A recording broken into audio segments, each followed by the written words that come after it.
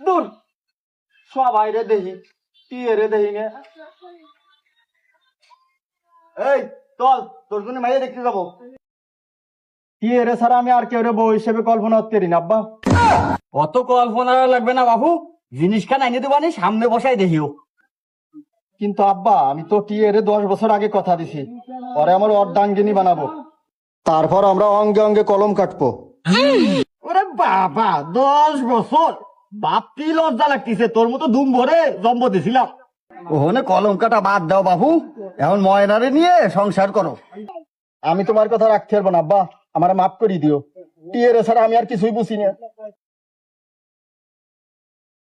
ভুলে যাইস রে, আমি তোরা দুনিয়ায় আনছি।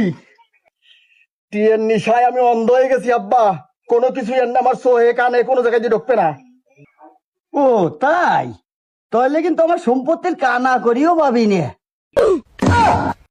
আব্বা আমি রাজি, আমি ময়নার এই বিয়ে করবো, আমি ময়নার সাথেই সংসার করবো। এই তো, আরে এই তো, এই তো, এই তো কি আব্বা?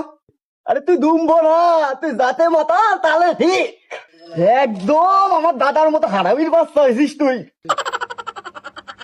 আমি আমি তোরা নিয়ে গর্বিত। চল চল চল।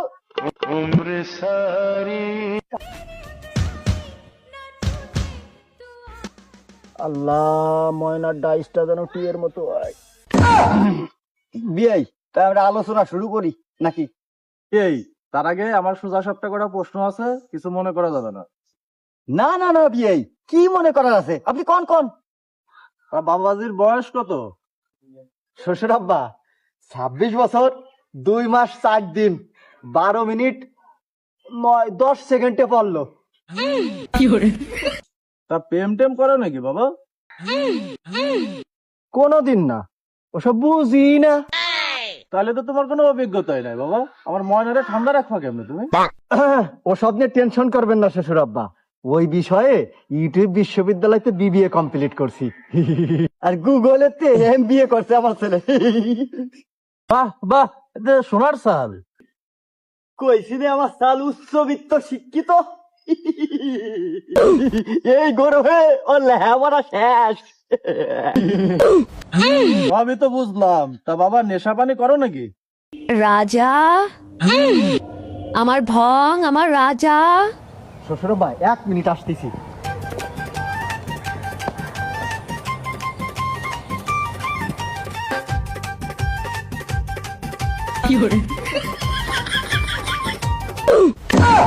কি মুতার সময় সামনে বসো না, আমার লজ্জা রে। এখন